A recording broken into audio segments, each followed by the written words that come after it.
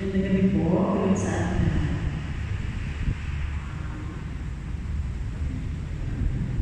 Sa akin po ay yung sa Jubilee year.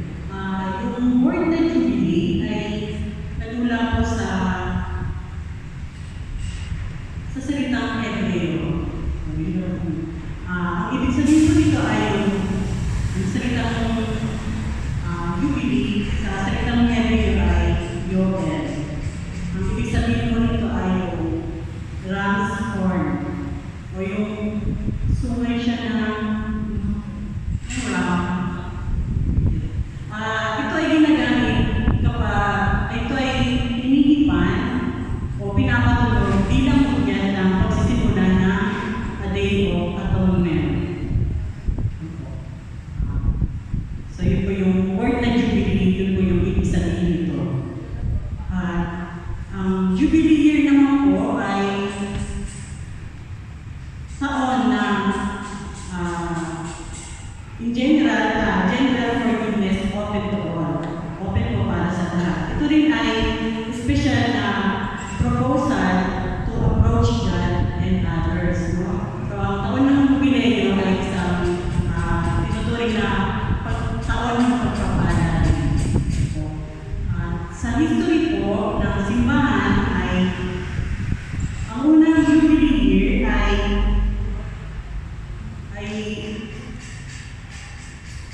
unang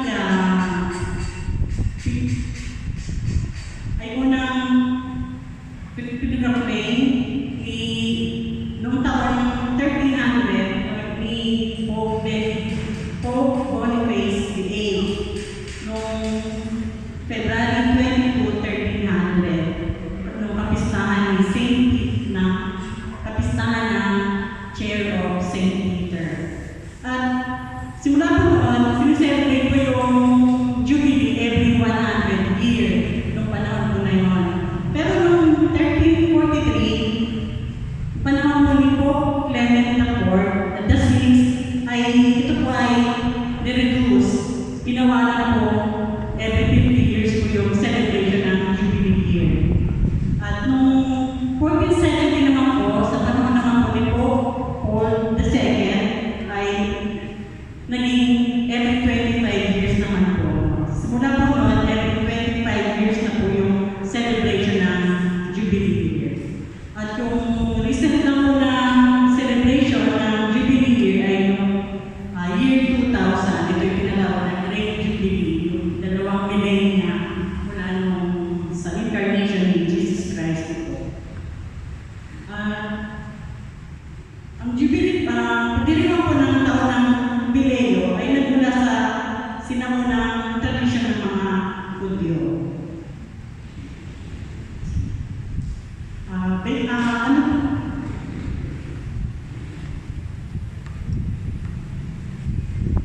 Ano po ba yung scriptural basis po ng pagdiriwang ng Jubilee?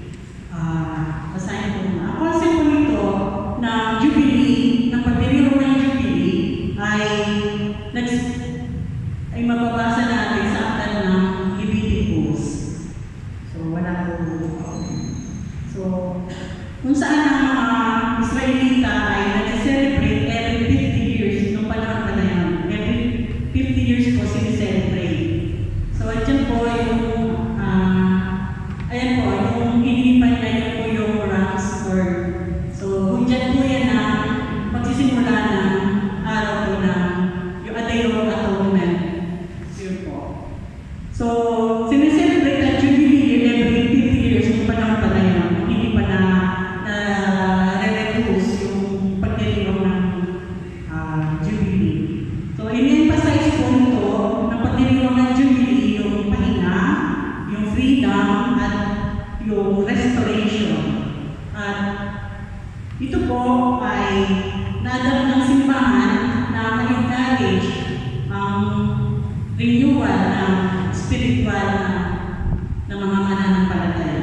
Basahin ko po yung scripture na pinagmulan po ng Jubilee. Pagdiriwang ng Jubilee. Ito po ay mababasa sa aklat verse 8 to 13. Ang pamagat po ay ang taon ng paglaya.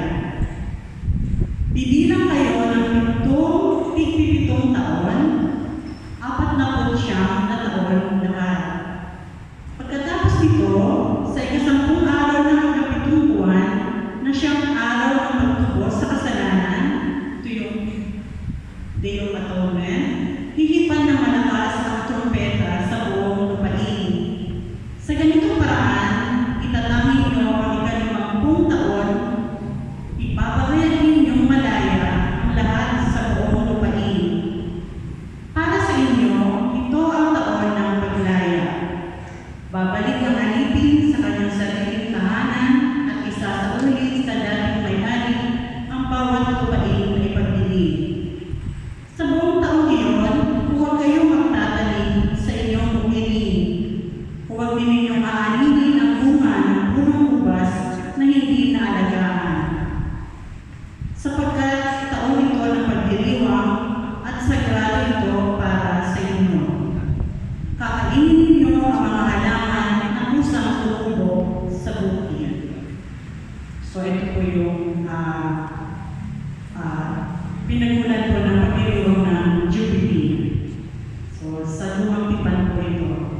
At sa bawat pagdiriwang po ng Jubilee ay meron pong tema. Meron pong tema ang po na ibinibigay. So yung pagdiriwang po ng ating Jubilee ngayon, ang title po ay Year of Hope. So alam naman po natin na sa panahon ngayon, marami ang pinanghihinaan ng loob. Mawawala ng pag-asa. Dahil alam naman po natin, nanggaling po yung mga pangyayari na mayroong war, andyan po yung dumaan sa pandemic, at andyan po yung epekto ng climate change. So kaya, marami ang nawawala ng pag-asa. Kaya marami na de-depress, nagkakaroon ng anxiety, dahil sa mga pinagdadaanan at napagdadaanan pa sa ngayon. So kaya, yung tema ng Jubilee ngayong taon ay tungkol sa pag-asa. At ang inspirasyon naman po na tema na ito ay makikita natin sa aklat ni Isaías. So ito po yung chapter 61, verse 1 to 2. Ang title naman po nito ay Magandang Balita ng Kaligtasan.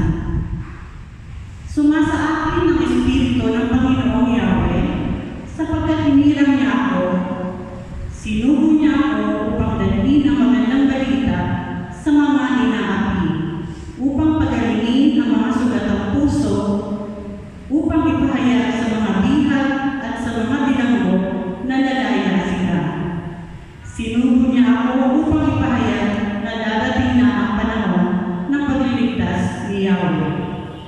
At ang paghihiganti ng Diyos laban sa kanyang mga kaaway, sinugo niya ako upang alingin ang mga nalulusa. So ito po yung inspirasyon ng tema ng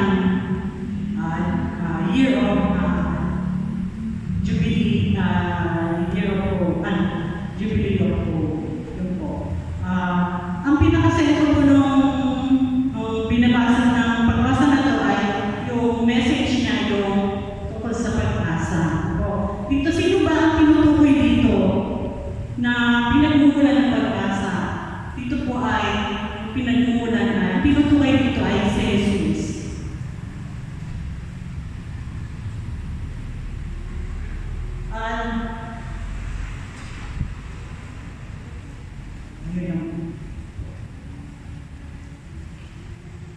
Itagdag ko rin po, para mas maintindihan natin yung sa logo ko mamaya. At bilang dagdag din po, upang tayo ay mas tumibay yung pag-asa na meron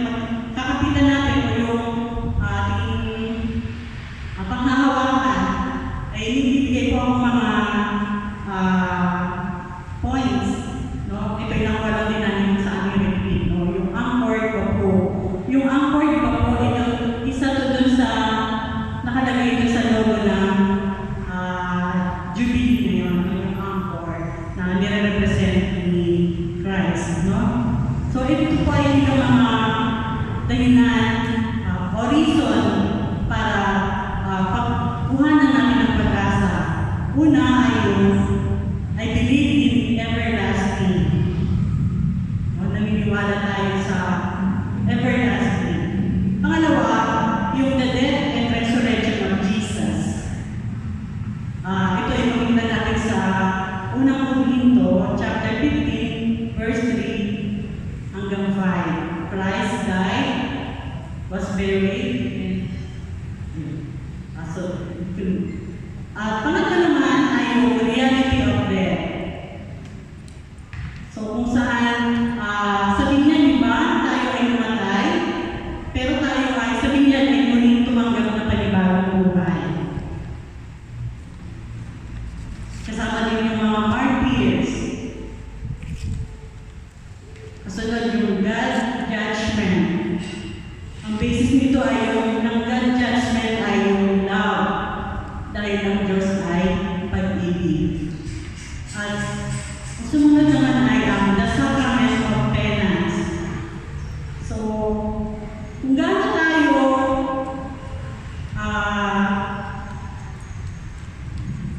madaling nakagawa ng kasalanan, dito ay